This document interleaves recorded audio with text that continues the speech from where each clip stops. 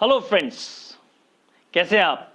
मैं निमेश निगम आज एक अलग टॉपिक के ऊपर आप लोगों के सामने ये वीडियो लेके आया हूं। Lockdown lockdown lockdown.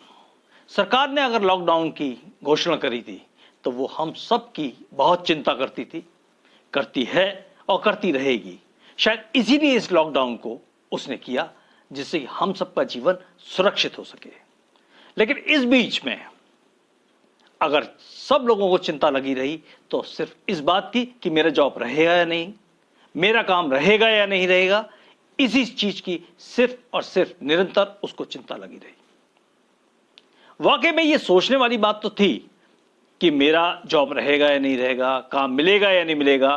और आज जब धीरे धीरे स्थितियां सामान्य होने की तरफ बढ़ रही हैं तो बहुत जगह देखने को मिल रहा है कि कंपनियां लोगों को हटा रही हैं। बहुत सारे मिडिल कह लूं या थोड़े से छोटे कह लूं जो उद्योग हैं, उन जगहों से, उन कारखानों से, उन बड़ी बड़ी फैक्ट्री से लोगों को निकाला जा रहा है।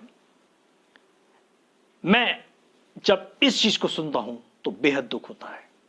क्या वास्तव में कंपनियां लोगों को निकालकर कॉस्ट कटिंग कर रही हैं?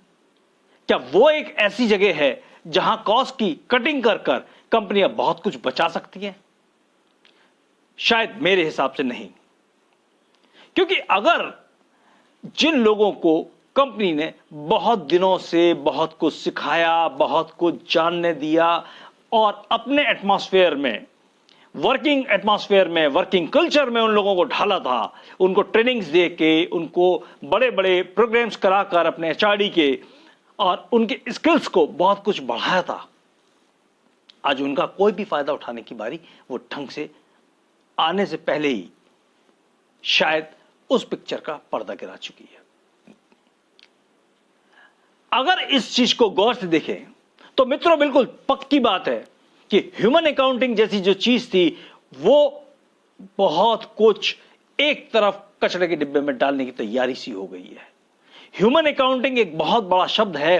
ह्यूमन अकाउंटिंग की वो जगह है जहां पे कंपनी का सबसे बड़ा एसेट होता है। वो सबसे बड़ा एसेट है उसकी अपनी काम करने वाली मैन पावर। अगर उस मैन पावर को काट कर कोई भी कंपनी ये समझती है कि वो कॉस्ट कटिंग कर कर बहुत कुछ कर लेगी, नहीं।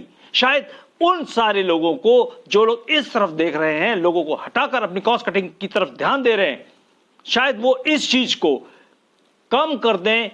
मैं ये नहीं कह रहा कि सिरे से खत्म कर दें, बहुत कम करें। कोशिश करें कि अपने जो लोग हैं, जिन लोगों को उन्होंने ट्रेनिंग्स दी, जिन लोगों को एक वर्किंग कल्चर में ढाला, जिन्हें एचआरडी प्रोग्राम्स दे के, बड़ी बड़ी अपनी वर्कशॉप दे के उन लोगों के स्किल्स को जो बढ़ाया था, पैना किया था, उनको एकदम एक्सपर्ट बनाया था, उनको अपने हाथ से जाने न दे।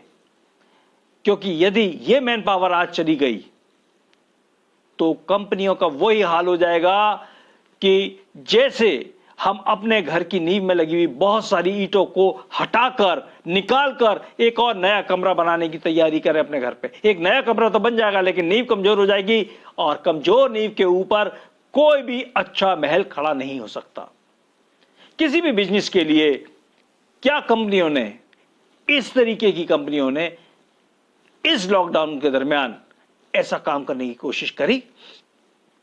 क्या ऐसा कोई बिजनेस मॉडल बनाने की तैयारी करी कि इन लोगों को उस बिजनेस मॉडल में ले जाए? क्योंकि सबको पता था लॉकडाउन होने के बाद जब ये खुलेगा तो पूरा का पूरा सिनेरियो चेंज हो चुकेगा। मार्केट बिल्कुल डिफरेंट तरीके से बिहेव करेगा, कस्टमर बिल्कुल डिफरेंट तरीके से बिहेव करेगा, वर्किंग कल्चर बिल्कुल डिफरेंट हो चुकेगा। ऐसे में हमने कौन सा मॉडल तैयार किया? हमारा बिजनेस मॉडल क्या था? हमारे को किस तरीके से कस्टमर को अप्रोच करना था? हम क्या कस्टमर को पूरी तरीके से उसके बेनिफिट्स दे पाएंगे? क्या हमने कभी यह सोचा कि इनोवेटिव आइडियाज जो हैं, हमारे इनोवेटिव वर्किंग जो है, वो हम इसमें डाल रहे हैं? लोगों को हटाने की बजाय कोई एक ऐसा प्लान बनाता, कुछ ऐसा किया जाता कि जिससे कि इनोवेटिव आइडियाज के साथ वो अपने कस्टमर्स को डील करते, उसको बंडल्स ऑफ बेनिफिट्स देते, उसको उसके पैसे का पूरा रिटर्न मिलता, वो आपके साथ रिटेन रहता। ऐसी कोई भी मॉडल बनाने की चेष्टा की अगर जिन्होंने की है, तो आप बिल्कुल निश्चित मान लीजिएगा कि उसकी सफलता को कोई नहीं रोक सकता, उस बिजनेस यूनिट को कोई भी चैलेंज नहीं कर सकता। क्योंकि जब इस कल्चर को देखकर बहुतेरे लोग इस चीज को अडॉप्ट करने के लिए बड़े बड़े कंसल्टेंट के पास जाएंगे, बड़े बड़े कंसल्टेंट से इस चीज को सीखने की कोशिश करेंगे, तब तक देर हो जाएगी।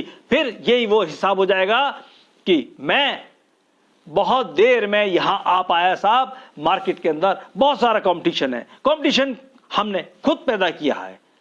हमने शायद इस लॉकडाउन के अंदर अपने जो कोर, जो हमारे टॉप मैनेजमेंट के लोग थे, उनके साथ बैठकर उनके साथ एक बार एक वर्कशॉप का, 2 बार 3 बार 4 बार ऐसे वर्कशॉपों को कंटेन करते कि जिससे हम लोग कोई ना कोई एक नया मॉडल बनाकर उसको कंडक्ट करने के बाद, इन वर्कशॉप को कंडक्ट करने के बाद हम 100% एक ऐसे रिजल्ट पे निकलते, इतने अच्छे मॉडल की तरफ निकलते कि शायद हमें इन लोगों को हटाने की जरूरत नहीं पड़ती, बल्कि इनको अप्रिशिएट करने के लिए हम लोग शायद इनको आने वाले टाइम में बहुत अच्छे इंसेंटिव देने की स्थिति में होते। हमें पता होता कि हमारा बिजनेस कहां जा रहा है। बहुत सारी कंपनियों में देखने को मिलता है कि एचआर डिपार्टमेंट बना दिया जाता है। जो लोग एचआर डिपार्टमेंट संभाल रहे हैं वो शायद ढंग से अपनी बात अपने मैनेजमेंट तक पहुंचा भी नहीं पाते, बता भी नहीं पाते कि समय की मांग है कि हमको यह चीज तैयार करनी है और इस तरीके से हमको अपने बिजनेस का फ्यूचर देखना होगा। अगर हम इस चीज पर ध्यान दें तो हम पाएंगे कि आने वाला टाइम हमारे लिए थ्रेट नहीं होगा, बल्कि अपॉर्चुनिटी बनकर सामने आएगा। हम सब लोग जानते हैं कि जब टॉप की 25 कंपनियों को गिना जाता है तो इंडिया की एकमात्र कंपनी आती है जिसको हम स्टार्टअप के रूप में या उसको जोड़ते हैं टॉप की कंपनियों में, सिर्फ वो है एशियन पेंट्स। बाकी सारी बाहर की हैं साहब। हमारे यहां तो स्टार्टअप जो होते हैं शुरू होने से पहले ही खत्म होने की तैयारी पे होते हैं, क्योंकि हमारे यहां कई बिंदुओं पे काम नहीं होता है। नेगेटिव कैश फ्लो की बात होती है, नेगेटिव ग्रोथ वहां से शुरू होती है। वजह क्या होता है कि जैसे ही हम सिर्फ यह सोचकर डिस्काउंटिंग शुरू कर देते हैं मार्केट के अंदर कि हमको तो साहब अभी कोई भी चीज प्रॉफिट पे नहीं, भले ही लॉस पे ले ले, प्रॉफिट हम आगे कर लेंगे, ऐसा कभी नहीं होता। जो आज आपने बेच दिया, आज जो मॉडल आपने अडॉप्ट किया है, उसको तोड़ पाना आपके लिए बहुत मुश्किल होगा। ये आपके लिए हमेशा एक थ्रेट बना रहेगा। जब भी आप बैठकर अपनी स्वॉट एनालिसिस करेंगे तो उसमें आपके सामने सबसे बड़ा थ्रेट आप खुद होंगे, क्योंकि आपने अपने बिजनेस को लॉसेस की तरफ ले जाकर शुरुआत करने की कोशिश करी थी और आप इतनी जल्दी किसी भी चीज को बढ़ा नहीं पाएंगे। रेट कम कर देना, घटा देना, डिस्काउंट दे देना, ये हल नहीं है। हमको किसी भी तरीके से वो इनोवेटिव आइडियाज लगाने होंगे जिससे हम कस्टमर को बंडल ऑफ बेनिफिट्स दे सकें, उसके पैसे की पूरी भरपाई करवा पाए। जब हम उसके पैसे की पूरी भरपाई करा पाएंगे तभी वो हमारे साथ रिटेन रहेगा। वो रिटेन रहेगा तो हमारा जो नेगेटिव फ्लो पैसे का हो रहा है वो बिल्कुल समय पे होगा। जनाब, जब हम उसको देंगे सामान तो वो उल्टा हमको सामान देते ही ये कहेगा कि हम आपको एडवांस दें, क्या आपके एडवांस वो चल रही है पॉलिसी। बहुत सारे बिजनेस करते हैं, लेकिन होता क्या है, मैक्सिमम स्टार्टअप में देखने को मिलता है, बहुत सारे बिजनेस में देखने को मिलता है कि सिर्फ मैक्सिमम प्रॉफिट्स मेरे पास आ जाए, मैं अपने पास अपनी जेब में ले आऊं। अगर सब कुछ मैं कमा लूंगा, कस्टमर कुछ नहीं कमा पाएगा, कस्टमर्स को कोई बेनिफिट्स नहीं मिलेंगे, वो हमारे साथ रिटेन नहीं रहेगा। तो यही होगा, एक को छोड़ दूसरे को पकड़ा, एक को छोड़ दूसरे को पकड़ा और बिजनेस आपका धीरे धीरे कर्त में चला जाएगा। 2015-2016 की स्टडीज को देखेंगे तो आप खुद देखेंगे कि इन्वेस्टर जो है तेजी से घटा, उसका इंटरेस्ट ही नहीं रहा, उसका साफ खून चूसता चला गया। क्यों? कि उसने इन्वेस्ट किया और आपका बिजनेस धीरे से बैठ गया। बैठने के साथ ही ये हुआ, ज्यादातर स्टार्टअप जो है हिंदुस्तान में 5 साल के अंदर अपनी दम तोड़ देते हैं। वजह यही होती है कि वो man power, skillful man power की तरफ ध्यान नहीं देते, ह्यूमन अकाउंटिंग की तरफ ध्यान नहीं देते कि हमने जिन लोगों को तैयार किया उनको कैसे हम रिटेन करें।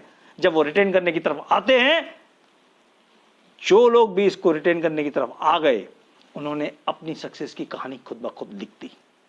हमारे ज्यादातर स्टार्टअप हैं क्या? ओला आया दूसरे की नकल करके, XYZ कोई आया वो नकल करके। हमारे अपने स्टार्टअप आज की तारीख में एक भी ऐसा नहीं है जो दुनिया में धूम मचा रहा हो कि ये हिंदुस्तान का स्टार्टअप है। रतन टाटा जी लगातार इस बात को लेकर चिंतित हैं, वो पब्लिकली इस चीज को मानने को तैयार हो रहे हैं। वो कहते हैं कि हमको इनोवेटिव आइडियाज की तरफ जाना होगा, ऐसे स्टार्टअप्स को देखना होगा जो अपनी कहानी खुद ब खुद लिख दें, चमत्कार करते हैं।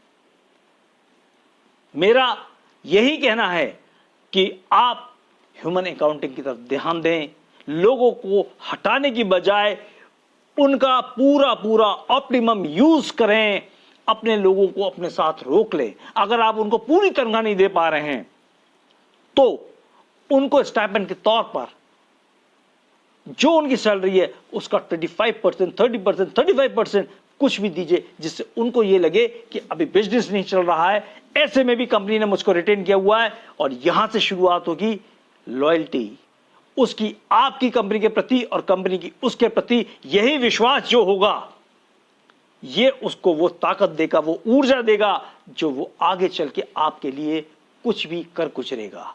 यही चीज होगी कि जो वो आपकी कंपनी के ऑब्जेक्टिव को ढंग से देखेगा, आपके ऑब्जेक्टिव को पूरी तरीके से अचीव करने के लिए आपकी नई नई प्लानिंग, नई नई पॉलिसी, उन सबको फॉलो करेगा और पूरे मन, मस्तिष्क और अपने ध्यान से आपकी कंपनी की तरफ लगा रहेगा। यही एकाग्रता की जरूरत है। इसी कंसंट्रेशन को पैदा करने के लिए यह हमको करना होगा। इसके साथ लोगों को भी यह सोचना होगा अपनी तरफ से कोई ना कोई एक छोटा प्रोग्राम जरूर बना के लेके जाए। जिस जिस डिपार्टमेंट को वो देखते हैं वो जाके अपने मैनेजमेंट के साथ, अपने सुपरवाइजर्स के साथ, अपने हेड्स के साथ डिस्कस करें। सर मैंने ऐसा कुछ देखा लॉकडाउन में, सिर्फ कंपनियों की नहीं, हमारे तरफ से, हमारी अपनी तरफ से, अपने लोगों की जो वहां काम कर रहे हैं उनकी भी जिम्मेदारी बनती है कि कुछ ना कुछ नई चीज जरूर लेकर जाएं कि सर इसके बाद ये सिनेरियो आएगा। मैं ऐसा सोचता हूं वो 2-4 प्लान जरूर बना के लेके जाए जो कि बहुत ही अच्छे हों, जिन पर मैनेजमेंट बिल्कुल 100% सोचे कि हां मेरे पास ऐसे लोग हैं। ये गिव एंड टेक की पॉलिसी है, आप देंगे तो पाएंगे, आप केवल पाने की इच्छा रखें तो ऐसा कभी नहीं होगा। तो दोस्तों मैं इन्हीं शब्दों के साथ अपने इस वीडियो को यहां समाप्त करता हूं और आशा करता हूं कि कंपनीज भी इस तरफ ध्यान देंगी, कंपनीज के साथ वहां के एम्प्लॉयज भी ध्यान देंगे, दोनों एक दूसरे के साथ कंधे से कंधा मिलाकर खड़े होंगे। और जैसे ही ये लॉकडाउन पूरी तरह खुलता है उस समय आपकी कंपनी के सामने चैलेंजेस कम हो, उन कंपनीज के सामने चैलेंजेस जो भी आए उसके सॉल्यूशन उनके पास हमेशा हो।